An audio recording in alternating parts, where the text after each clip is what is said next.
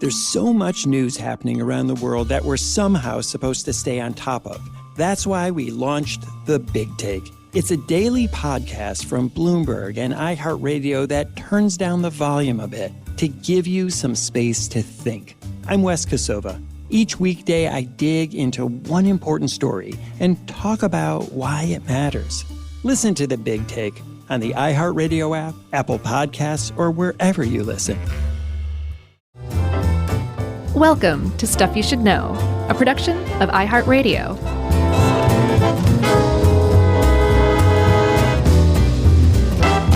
Hey, and welcome to the podcast. I'm Josh Chuckles Clark. There's Chuck... Chuckles Bryant. Yeah, that would have been way better. And there's Jerry, just Jerry, Rowland, hanging out too. And that makes this Stuff You Should Know about Vaudeville. My favorite day of the year is today. Vaudeville Day? No, I mean, you can never tell when it's going to happen, and it will get hot again, but it's that first whiff of fall. Oh, I love that so much. It's so nice, isn't it? It's 1 o'clock in Atlanta, and it's 73 degrees, 40% humidity, which is, for Atlanta, that means zero humidity. Yeah, exactly. And a little cool breeze blowing. Yeah, it's beautiful out. Those leaves are going to start turning any second. No, we'll get hot as Hades again before October. It just does. Yeah, it does that. Like, it makes sure it's nice and balmy and muggy on Thanksgiving for some reason. And then in the winter, it'll start to get nice. Like, you're like, okay, spring is here. And then, bam, they dumped you with the only snowfall of the year in, like, mid-February. Atlanta's an odd place. At least for this one day. We get a little whiff of fall, a little whiff of football in the air. Yeah, the stank of football is in the air, That's right. Chuck. So we're not talking about football, although I'm sure somebody did a jokey football routine at some point in the history of vaudeville, which is what we're talking about. Oh, sure. We're talking about vaudeville, like I just said. Yeah. And this was an idea by the very guy who wrote it for us, our old pal Dave Ruse. He said, he got very aggressive and said, well, hey, Chuck, since it's your turn to pick one, you know, I did this thing on vaudeville or saw something on vaudeville. It sounded interesting. And I said, all right, Smarty Pants, go do it. He said, oh, you want me to do it? Huh? I'm surprised we hadn't done this before, though, because it's really cool and kind of, I think it's appropriate that it's sort of nearby our sitcoms twofer. Right. Because this was it. This was TV, baby, before there was TV. Yeah, and before we get started, I'm hoping you can help me figure this out, but we have definitely talked about the vaudeville circuit at length in another episode, and it's been driving me bananas because I cannot think of what the episode was. Was it freak shows? No. No? I think it was more recent than that, within the last year or two. It was, I don't think it was freak shows, man. I really don't. But I looked, I was like, wait a minute, have we done vaudeville before? And we definitely have not. Because we talked about the Chitlin circuit on another episode. Exactly. Yeah, that was on Same that one? episode. We talked about like the Poconos, the Borscht Belt and all that. Yeah. I don't remember what we would have been talking. I don't think it had anything to do with desert survival. Luckily, we have 1,000 people that listen to our show every week. At the very least, 800. Yeah, it's very familiar to me. I don't know. Unless we did vaudeville and just spaced both of us. And didn't title it appropriately. Yeah. We titled it A Podcast to Remember, but Right. it was about vaudeville. So we are talking vaudeville, and I think it's one of those things where even if you're Gen Z, even if you're a boomer, it doesn't matter. Everybody's at least somewhat familiar, cognizant that vaudeville existed at some time in the past and had to do with jokes. There were yucks involved. It happened on stage. It was deeply racist in a lot of places. And for a lot of people, that's like the sum total of what they understand about vaudeville. But it is not an overstatement to say that vaudeville basically gave birth to every form of entertainment that we know and love today. It was a strange midwife between the theater and mass commercial media. Yeah. Did you write that down? That was good. I didn't. I'm like furiously rubbing it off of my forearm.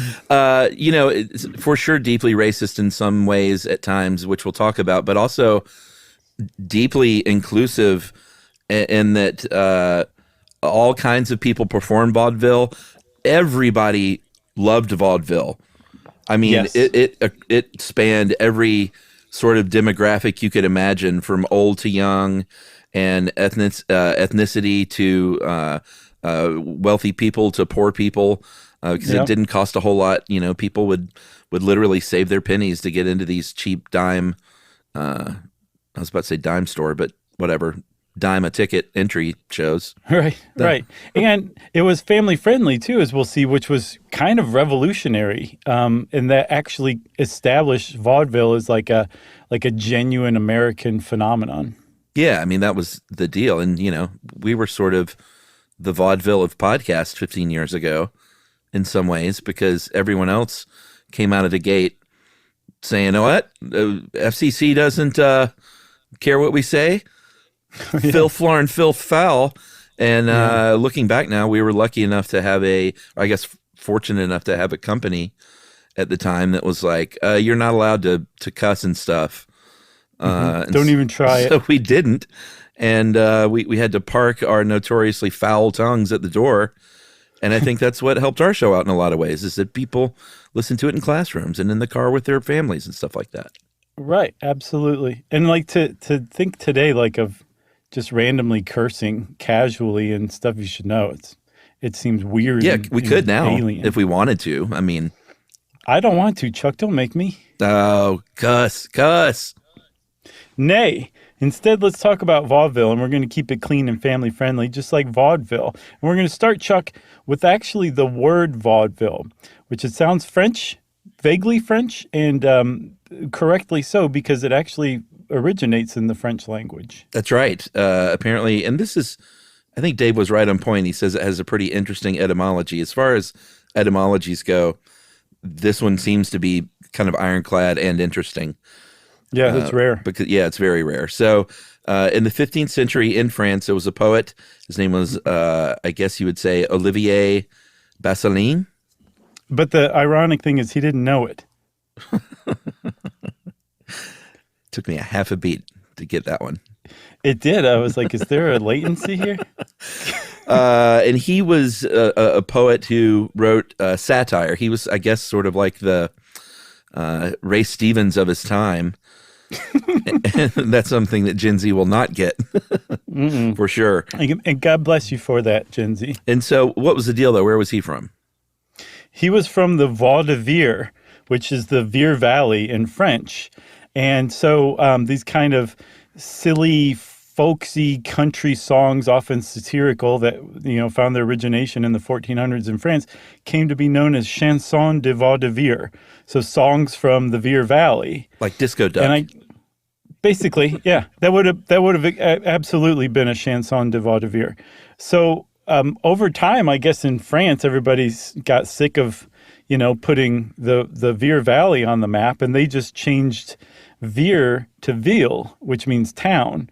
So technically, vaudeville means valley town, which makes zero sense if you stop and think about it. But it doesn't matter, because it gets the point across, because it's evolved to take on a different meaning over time. Yeah, and these in France, they had Theatre du Vaudeville, which were these parody plays. Mm-hmm. And then when America, vaudeville is a uniquely American thing. Well, not uniquely American, because there were precedents in other countries, but vaudeville itself became very American, and you'll see why. Mm-hmm. But they basically just said, hey, that sounds kind of fancy in French, and it was at a time in America when they liked to name things fancy French things. Well, yes. Also, so one of the things about vaudeville that it's important to realize is that it was created for this burgeoning middle class, where there were like a lot more, people had a little more spending money than they did before. Their work conditions stunk, as we'll see, but there was a middle class developing, and this was designed specifically to target those people. And they wanted to differentiate themselves from some of the predecessors, which were much bawdier, much racier, much more drunken. And vaudeville was like, no, we're different, even though it's a lot the same stuff. Yeah, England, Italy, they all had these sort of body plays where people would get hammered in the audience or on stage. In America, even pre-Civil War, the shows were, they were very risque. They were kind of burlesque in nature, or you might have sort of scantily clad at the time. Of course, was nothing like you would see today, but like a scantily clad ladies dancing, and then like two guys bare knuckle boxing right afterward, and everyone's getting drunk. And I bet those were a lot of fun, but. Yeah, it sounds a lot like a Chelsea Handler show today. But a few gentlemen came along in particular in the United States that said, hey, why don't we, like you said, open this up to the middle class, make it for everyone, make it where families could come, because they wanted to make money. I don't think they were on a crusade to clean up America's act. They wanted to get rich. No, but they were the kind of strict, I guess, taskmasters that they had some really strange requirements, as we'll see. We'll get to that in a second. But in addition to the variety shows, circuses were a thing. I think we've never done an actual circus episode, have we? We've done a lot of the circus arts, but I don't know that we've done a full circus ep, have we? No, I think it's very us. So. It's hilarious. So circuses were kind of coming of age at this time. There were also sideshows, something called dime museums, which is basically like a storefront where people would pay and just come look at some exhibits. And I found this amazing contemporary, reporting from the Saturday Evening Post from June 5th, 1909. And it was basically an article written by one of the big vaudeville producers at the time, Percy G. Williams. And it was called Vaudeville and the Vaudevillians. And he's talking about some of the origins of vaudeville. And he says that one of the three biggest people to establish vaudeville was Benjamin Franklin Keith, and his first role as a manager was of a store show that featured a fat baby as the main attraction. Who did that baby grow up to be? Is there a great ending there? And that baby grew up to be W.C. Fields. Oh, you should just say that, and everybody would believe you. Sure, I know it wasn't as funny because it was so believable. Maybe we'll edit that out. No, I love it. So B.F. Keith was one of the guys. A guy named E.F. Albee was another guy. They teamed up as cohorts in Boston and opened up the Bijou Theater and basically developed and as you'll see, kind of with vaudeville, it wasn't just like, hey, we'll just do a show every now and then. They developed these circuits and these systems and these tours and these basically management companies where they would just send people out all over the country. And it really kind of quickly became like a big, big business. Chuck, ask me again who the fat baby grew up to be. Hey, is there a great ending? Like who'd that fat baby grow up to be? Yeah, that fat... Take 3. Beep, beep. Hey, who'd that fat baby? Take 4. Hey, does that have a great ending? Who'd that fat baby grow up to be? Tony Danza. Even better. Okay, even better. Tony Danza's a better punchline in almost every joke. Agreed, man. And apparently, Who's the Boss is having some sort of reboot in the works. Really? Yeah, I saw it on Entertainment Tonight. So, it's true. So Tony Pastor was the guy who supposedly coined the term vaudeville or adopted the term vaudeville to describe this thing that was basically like those variety shows, except not bawdy. There was no liquor on the premises. Right. Which was a big one at the time. Sure. The skits and the performers were all family friendly. The language was family friendly. It was like the kind of thing that like the whole family, from the little kids to the grandma and the parents, could all go sit down and enjoy this show together, right? And like I said, they had some really like strict requirements. I saw B.F. Keith, Benjamin Franklin Keith, particularly did not like certain kinds of language. Mm-hmm. He didn't like it if you said slob. Okay. Son of a gun. Mm-hmm. Holy G, which I think is maybe golly G. Yeah, I don't get that one. That one's weird. And the coup de grace, Chuck, pants. Yeah. Do not say pants. around BF Keith. You better say trousers, or else you're going to get what was referred to as a blue envelope, right? Yeah, and here's where it gets the whole notion of blue comedy, which is comedy that is got like foul language or whatever. If you're doing blue work or blue comedy, there are a lot of different. Because Dave said in here, and Dave didn't make this up, but he saw that may have been one of the origins of. Some people think it's the origin of the term working blue or doing blue comedy, and I looked into it, and there are a lot of different explanations. Sure. I mean, I saw like 8 or 10, and they all sounded pretty realistic.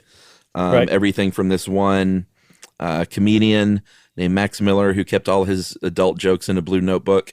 That's kind of roundly been dismissed.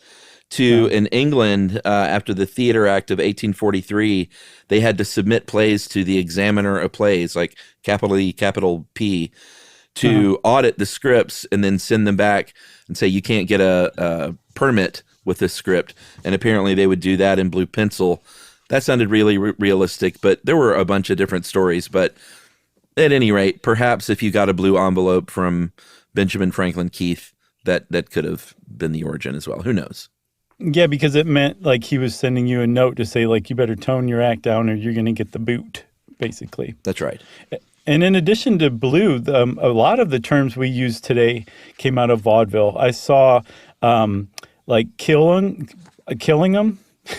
Not that word I just made up. Like, killing. I just instead. killed on stage?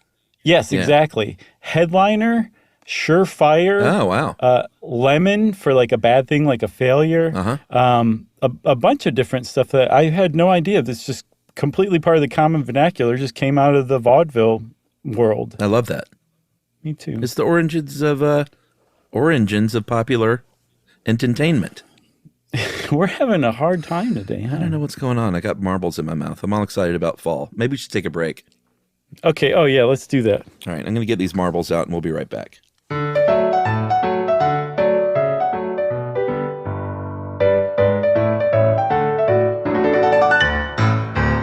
Up next, we're getting some Russian breaking President news. Vladimir Putin. There's so much news happening around the world that we're somehow supposed to stay on top of. And with the constant flood of information coming at you, it can feel impossible to make sense of it all. That's why we launched The Big Take. It's a daily podcast from Bloomberg and iHeartRadio that turns down the volume a bit to give you some space to think. I'm Wes Kosova. Each weekday, I dig deep into one important story and talk about why it matters. You'll hear from Bloomberg's journalists and analysts around the world and the people at the center of the news that affects all of us. And we do it in plain English. Listen to The Big Take on the iHeartRadio app, Apple Podcasts, or wherever you listen.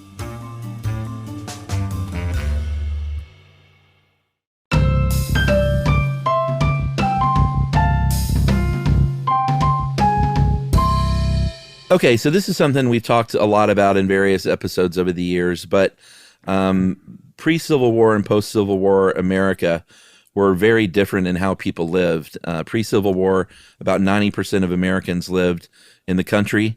By the mid 1880s or so, the second industrial revolution comes around. All of a sudden, it is almost flip-flopped. It's about half and half of people living in cities and people still hanging out in the country. And in those cities, there are obviously a lot of immigrants coming in, like really, really quickly, especially in places like New York, obviously. And they were, didn't make a lot of money, but they worked really, really long hours and had very little free time. And all of a sudden, there was this thing that you could do with your very little free time that costs like a nickel or a dime. And you could go in there for a few hours and kind of forget the drudgery of living in a tenement building and working in a factory.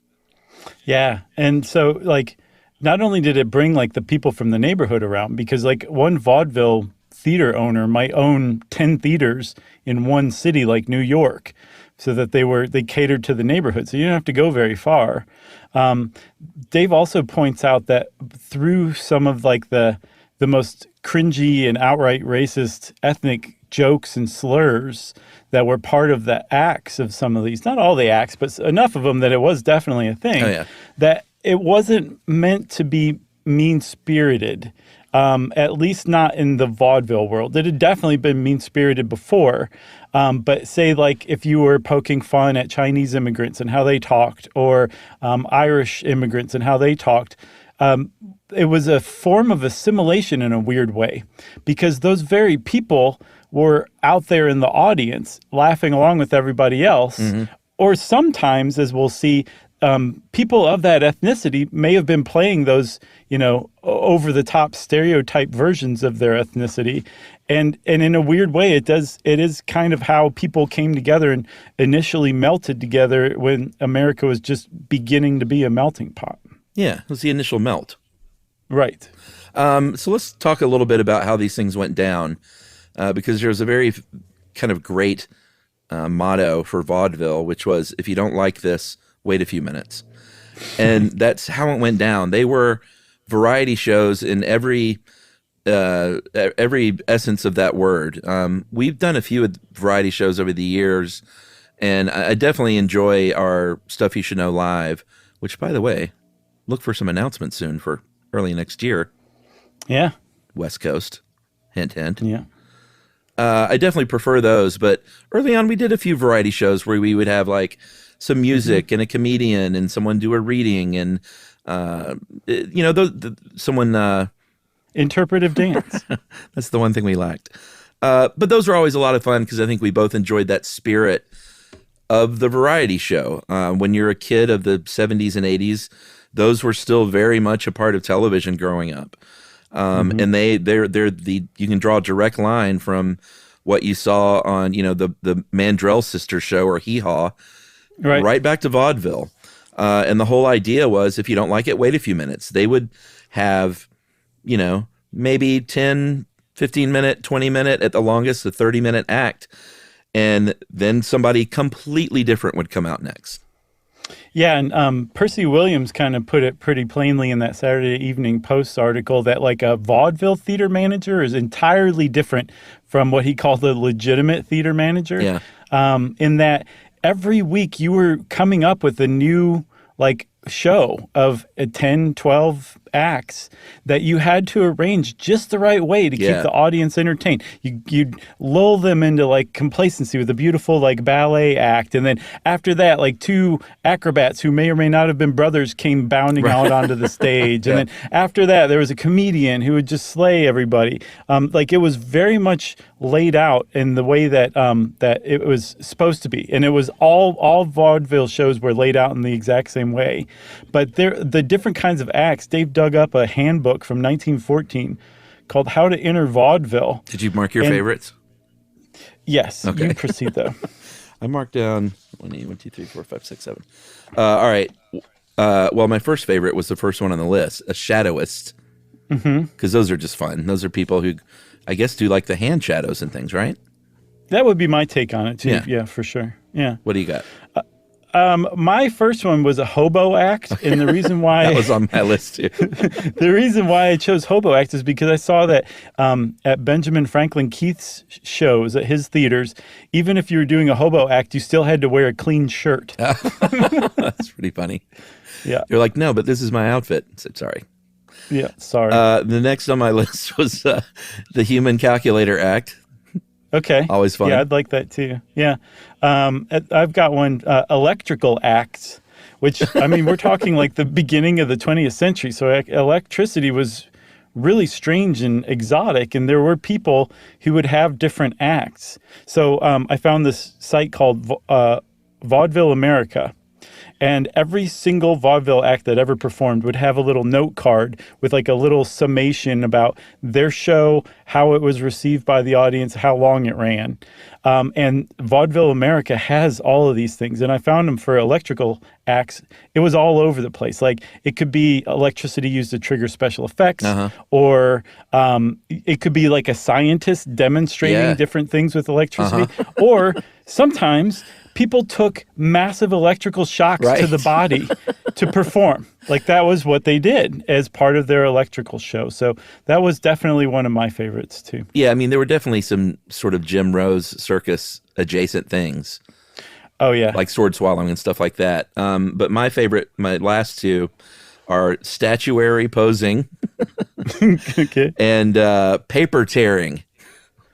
Yeah, Hot paper tearing I was like, I don't know about that one. I mean, it must be, well, I don't know. I was going to say it must be like ripping phone books in half, but it might not have been. Maybe it was tearing paper like a reverse origami or something. Yeah, that's what I would take it as for sure. It's basically a vaudeville show was a compilation of stuff that you would see today at halftime at NBA games. Yeah. You know, Yeah, like yeah. there'd be a dude like balancing a chair on his chin, and on top of that are 8 other chairs, Right. and at the very top of that is his wife. Like that's the kind of stuff that you would see at vaudeville, and then you'd also see serious stuff too. Like there were tabloid plays where they would distill a 3-4 act play Yeah. down into 15 minutes, and it wasn't necessarily a comedy. It could be a tragedy, and these people just figured out how to do the Reader's Digest version. So it was all over the place, and they were laid out in just the right way by the vaudeville theater managers. Yeah, there was a great quote from this. Did you watch any of that PBS documentary? Yeah, it was very good. It was good. The quote from there was everything from a guy playing a piano to a guy eating a piano. Did you see that agent who described the guy who would eat a baby shark and then throw it up Yes. back into like a jar, and the shark would just swim around afterward? Yeah. I mean, that was vaudeville. And, you know, like you said, they had to lay it out in such a way. It wasn't just willy-nilly, you know, it was very intentional. And apparently the first act, to be the first act or the last act, wasn't a great sign for you.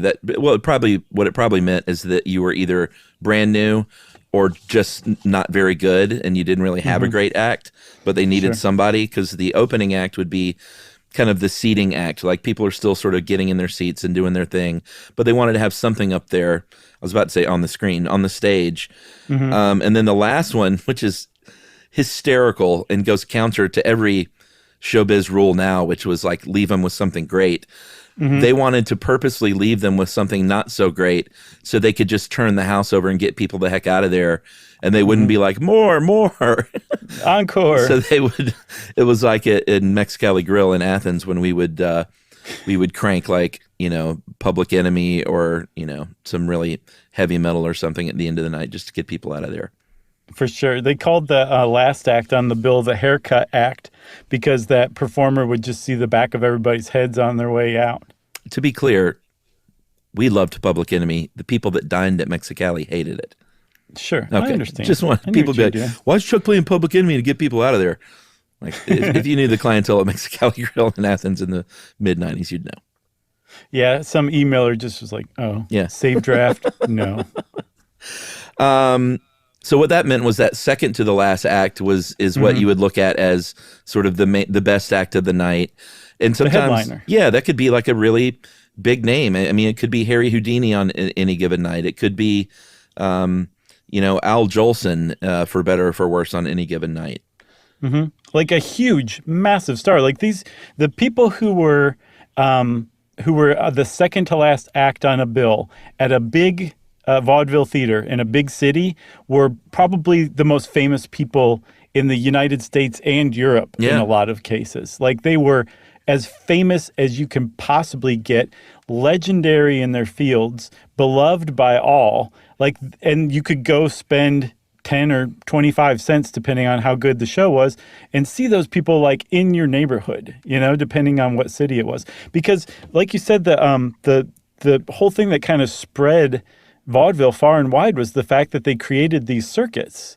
And so you didn't even necessarily have to live in a big city to see these people live, because if you had a theater in your town that was part of a circuit that originated in New York, they might end up there performing as the second to last act on the bill.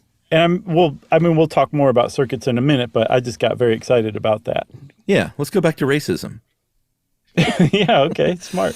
So, you know, we made the point that, or I don't know if we made this original point, when someone was doing what you would call like an ethnic dialogue act or a dialect act, They would go up there and do this racial ethnic stereotype. And it could be anything. It was like nobody was safe. It could be a big Italian guy doing the biggest spicy meatball thing. That's the only one I'm allowed to do, so that's all I'm going to do. No, it could be like German, Irish, in any sort of European immigrant. They could be making fun of Jewish people, Chinese people, Native Americans who also had, as we'll see, their own circuit, and they would also make fun of themselves. So it was interesting in that it was sort of the great leveling ground in that no one was really spared, right? Right. And in a lot of ways, it was because a lot of the members of those same ethnic groups, like I was saying, performed those dialect acts where they were really hamming it up and really going over the top with these stereotypes of their own ethnicity. And even blackface, depending on the context, was depending on who was doing it, was anti-racist. Because one of the overlooked things about blackface is, as far as vaudeville is concerned, there were a number of African-American vaudeville performers who did blackface and actually preferred to do blackface because it changed everything. It said, we're in an alternate universe here, and the rules are kind of out the window. Right. And then they could all of a sudden do a take on a satire, let's say, about the white guy who's running the vaudeville show and get away with it. Yeah, or make fun of the idea of blackface done by white people, like make fun of blackface acts as a blackface act performed by an African American. So yeah, it gave them a lot more leeway to just kind of set things straight a little more. But the history of blackface is terribly, horribly racist. But everything leading up to vaudeville, and some vaudeville acts were still terribly racist, but the stuff leading up to it was indisputably vilely racist. Yeah, absolutely. One of the biggest stars in the early 20th century was a black man named Burt Williams. Very handsome, smooth, cool-looking dude. If you look at pictures of this guy, he was like the Billy D. Williams of his time. Billy D. Williams? Did I get that right? Yeah. Okay. I don't know why that sounded wrong all of a sudden. You ever do that? Yeah. Like you'll say a name and you're like, what? It's called semantic satiation. Oh, really? Where you do or say or speak something so much that it just loses its meaning and like doesn't look right spelled and all that stuff. You know why I thought I got it wrong? I actually just figured it out because in my head, I had D as D period, like an initial. No. And not D-E-E. Like D. Wallace, Billy D. Wallace Williams. Anyway, he kind of looked like Billy D a little bit, very smooth looking guy. And he was the first black performer to star in the Ziegfeld Follies, which was, one of the biggest vaudeville revues in New York City at the time. And also all white too. Well, yeah, exactly. That's why it was important that he was the first black performer. Sure, yes. But he was, he did blackface, of course, and he was on record as saying, he said, quote, "It was not until I was able to see myself as another person," and I think he's meaning blackface, "that my sense of humor developed." So for him, I think he said it allowed it to come out of his shell sort of comedically fully. Yeah, there was, they covered him really well in that PBS documentary, and there was a quote from W.C. Fields. No word what Tony Danza had to say, but W.C. Fields said that Burt Williams was the funniest man I ever saw and the saddest man I ever met. Oh, interesting. And what he was referring to is that Burt Williams is called the Jackie Robinson of vaudeville because he broke that color barrier. He was the first one, but he also seemed to feel like the weight of history on his shoulders, and he just worked tirelessly to prove that he was at least as good, if not better, than any white vaudeville performer. And supposedly, according to this PBS documentary, essentially worked himself to death at age 46. Oh, wow. Yeah, but he was a great talent, and even in his time, he was considered just a legendary star and comedian, beloved by all. Yeah, I'm going to take issue with PBS, though, because I know someone else will write in saying the same thing. I don't think you can say that someone is the Jackie Robinson of something before Jackie Robinson. It's true. I know it's an that's what anachronism. people like to say, but like Jackie Robinson was the Burt Williams of baseball, if anything. Very nice. Very nice. I think that's a great correction, Chuck. Well, I think a lot of people just use that term now. Like somebody could say so-and-so is the Jackie Robinson of cave people. Like Tuk Tuk was the Jackie Robinson of cave people. All right.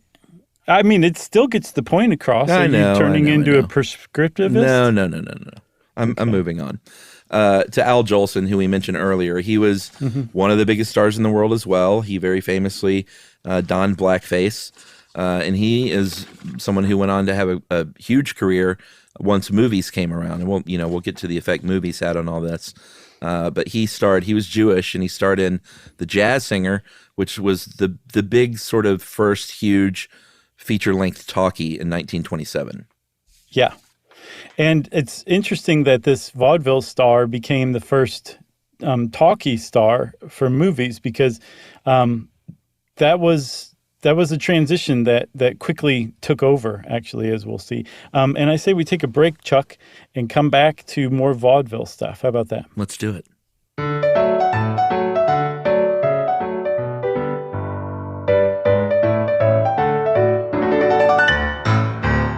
Up next, we're getting some breaking news. There's so much news happening around the world that we're somehow supposed to stay on top of. And with the constant flood of information coming at you, it can feel impossible to make sense of it all. That's why we launched The Big Take. It's a daily podcast from Bloomberg and iHeartRadio that turns down the volume a bit to give you some space to think. I'm Wes Kosova. Each weekday, I dig deep into one important story and talk about why it matters. You'll hear from Bloomberg's journalists and analysts around the world and the people at the center of the news that affects all of us. And we do it in plain English. Listen to The Big Take on the iHeartRadio app, Apple Podcasts, or wherever you listen.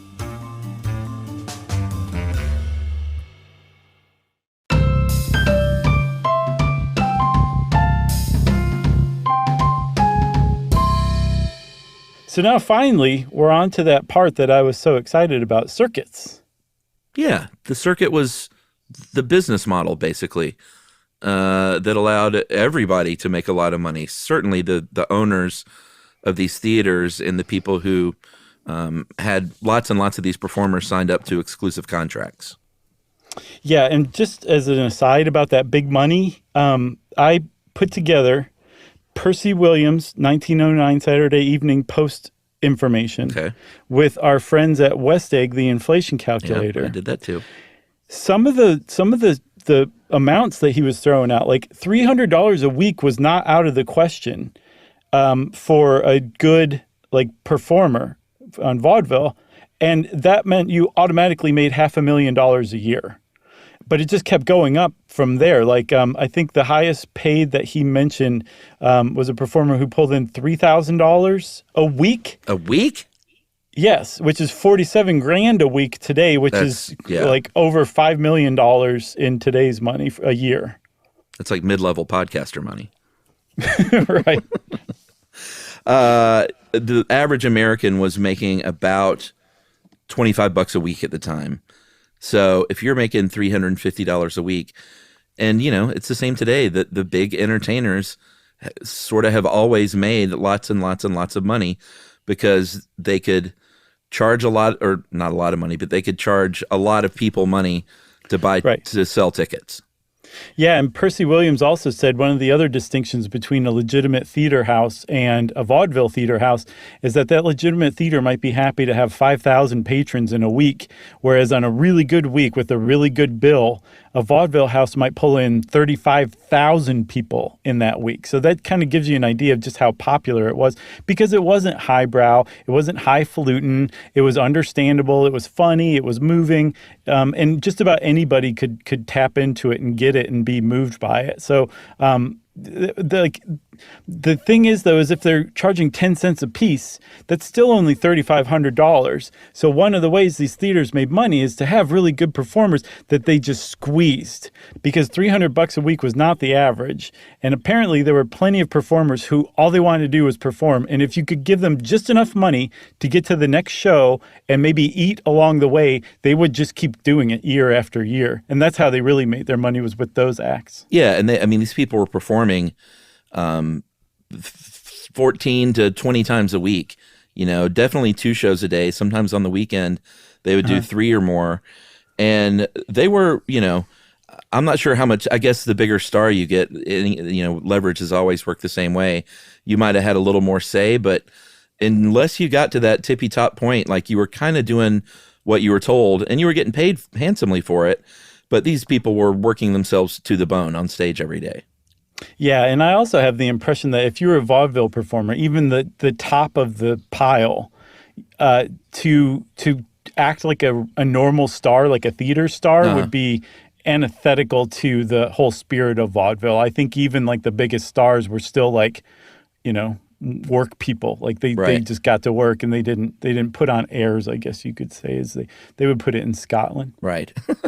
There was a black vaudeville circuit that was fully its own thing, generally black-owned theaters.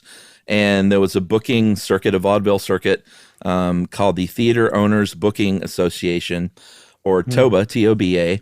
And they were, grinding these people through the entertainment grinder, still paying them pretty well, though, although it was less than people on the white vaudeville circuit were getting paid.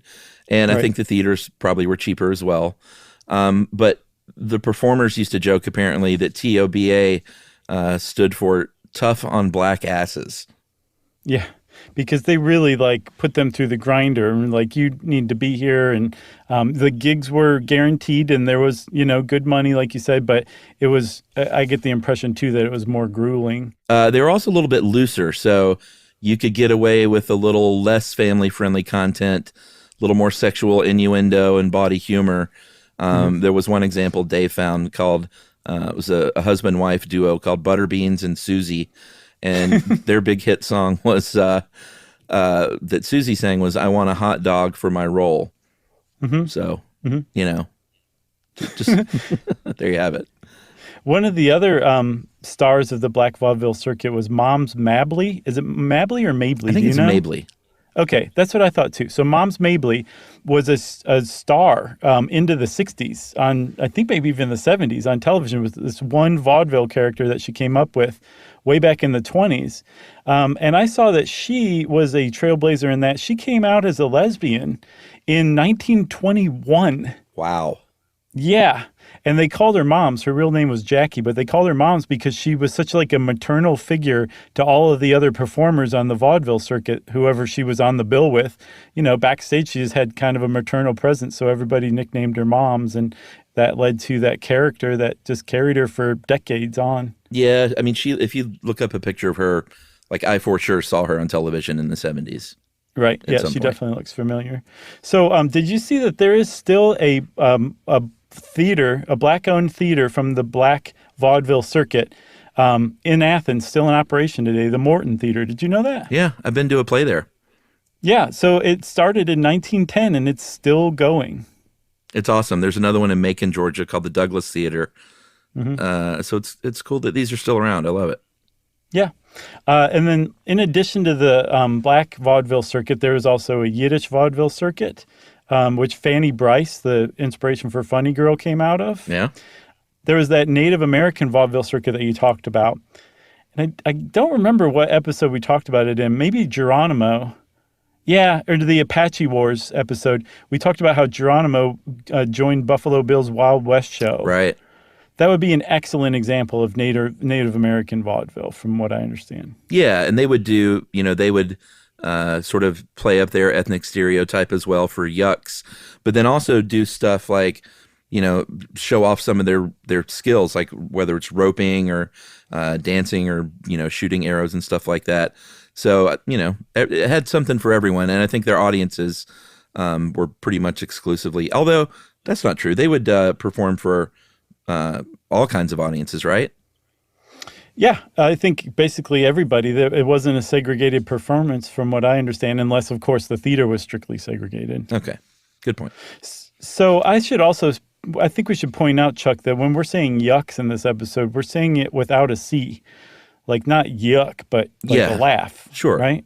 Yeah. Just want to make sure everybody Some knows that. people Because might we're not always know that. talking about yucking somebody's yum, and they might be confused at this point. Oh, yeah. A yuck, like a comedic yuck. Yeah. Yuck, Y-U-K. Exactly. I guess we can go over here toward the end some of the bigger stars who came out of vaudeville. I mean, it's sort of a hit list of some of the most famous people of early televised entertainment when that came along. Everyone from Jack Benny to Fred Astaire and Will Rogers and Bob Hope. You know, you think like, were they old enough? They were generally child performers in vaudeville. Yeah. I saw George Burns was one of them, and he apparently had been in vaudeville since he was 7, and he finally met his wife, Gracie Allen, and they became this amazing comic duo that went onto the radio and went onto the TV. Like they followed the trajectory that most, like the absolute cream of the crop, most successful vaudeville performers followed. And for our younger listeners, George Burns played God in the John Denver vehicle, Oh God. And So John that should Denver probably be more familiar. was a folk singer who you should listen to because he was the best. Would you call him a folk singer? Yeah, singer-songwriter, folk singer. What would you call him? Boy, I don't Early know. techno? I just call him John Denver. I mean, he was kind of guess. his own thing. It was, yeah. I mean, he was definitely not like yacht rock or anything like that because he was a mountain man. Sure. Who liked flying his plane high on cocaine. Was he high on cocaine? Yes, but that's not why he crashed. I think he ran out of gas, but he did have cocaine in his system when they did the autopsy. That's sad. Quickly, I do want to mention Jack Benny's story because it's kind of cool. He was born Benjamin Kubelski, and he was a violin prodigy. So his act at first as a vaudevillian as a child was a very serious sort of, let me play my violin. But as the story goes, he bombed really bad one night and like cracked a really great one-liner, which made everyone laugh really hard, and then started sort of working jokes into his act. And before you knew it, he was a comedian. Yeah. I guess Will Rogers had the same thing happen to him. He was a trick roper, I guess. Sure. A roper, sure. And he failed at some trick and made a joke, and everybody laughed. And he's like, maybe I should try adding jokes to my act. And that kind of went from there. He became America's most beloved humorist after a while. That's right. But you teased earlier about movies, and I think I teased it too. And I think everybody sees where this is headed, is movies came along. And movies, throwing a movie on a TV, on a movie screen in a theater is a heck of a lot easier than booking 8 or 10 human animal acts every single day of the week. Yeah, and apparently movies kind of started out as a vaudeville act. Like you might see a 10 or 20-minute short film as part of the show. And Benjamin Franklin Keith and his partner, Mr. Albee, I don't remember his first name, Abley, they were the first ones to actually start showing movies at vaudeville shows. And then it started to transition, Chuck, because they would need time to cool down the projector in between shows. And they would have vaudeville acts in between movies. So it went from a movie as just one part of a vaudeville bill to vaudeville just getting narrower and narrower and smushed down into these lesser roles. And then movies just kind of took off from there, and vaudeville got left in the dust. Got left in the dust. But again, if you look at early TV and even, again, into the 50s, 60s, and 70s, those were vaudeville shows. Hee Haw and the Mandrell Sisters and Solid Gold. Maybe not Solid Gold. Kind of. Oh, it was a little far. dance focused, but yeah. What about Ed Sullivan? Yeah, probably. So supposedly when he was canceled in 1971, he said, vaudeville has died its second death. Wow. Yeah, he dropped his mic after that. I love it. This is good stuff. You got anything else about vaudeville? I got nothing else. Go out and support your local vaudeville theater. That's right. And then maybe see a roller derby after that. And since I said roller derby, everybody, of course that means it's time for listener mail. All right, what we're going to do today instead of listener mail is do a way overdue plug for a couple of things, but certainly our Kiva team. Many years ago, what year was this? I'm trying to see it. 2008, I want to say? 2009, October 2009. So this is close to the anniversary, actually, of when we started this team. In the very early days of Stuff You Should Know, Kiva is a micro-lending organization who does great work. Micro-lending organizations aren't perfect, but Kiva is a good one, and they do a pretty good job of getting very small amounts of money sourced from around the world into the hands of entrepreneurs, and sometimes in America, but usually in developing countries who really need it. Right, yeah. It like you said, it's a great organization. Our team has been going gangbusters for years. So let me just update everyone with a couple of stats. If you want to join Kiva, it doesn't cost anything to join, but to make a donation, I think you can donate as little as like $25. Yeah. If you want to just get the ball rolling. And the idea is that these people pay the stuff back almost all the time, and then you can relend that money. And I've been relending the same, from the same kitty of money I started with years ago. But we have now raised, as a collective Stuff You Should Know team, over $12 million. Awesome. Which is staggering. 455,000 loans, plus, and change. And then for an average of almost 40 loans per member, and a little over members? 11,506 Wow. Stuff You Should Know team members. That's fantastic. It's really Congratulations to everybody on the Kiva team. Keep it up. And what else do we got going? Well, hold on. One other thing about the Kiva team. Oh, okay. I always want to make sure to say, it's extremely inclusive, and they're always happy to let any new member join, so don't feel shy about it at all. And then the other thing we just found out about recently, we didn't know, is we have not one, but 2 Red Cross blood donation teams, Stuff You Should Know teams. Did you know that? I didn't know that was a thing. I didn't know there were blood donation teams at all. Now you do. So if you donate blood to the Red Cross, you can do it as the part of the Stuff You Should Know team if you want. We'll be happy to support you any way we can, with T-shirts, maybe small grants, or just, our thanks in advance for being a good person. Yeah, so go donate some blood. Donate blood. Get your Nutter Butters. In our name. Get your sweet cookies. God, I love Nutter Butters. Yeah, they're great, but they're particularly great when you're down a pint of blood and your head's swimming a little bit. That's the only time I have them. I can't buy Nutter Butters and keep them at the house. It's one of the weird things of America is that there's 2 types of Nutter Butters, and they're totally different. Have you noticed? There's the wafer, there's a wafery kind. Really? Yes. Is it shaped like a peanut? No, it's square. Oh. It's very basic. #basic. Okay. But then there's the peanut-shaped one that's a cookie. That's the one. It's got, it's a cookie sandwich. This is like a filled wafer.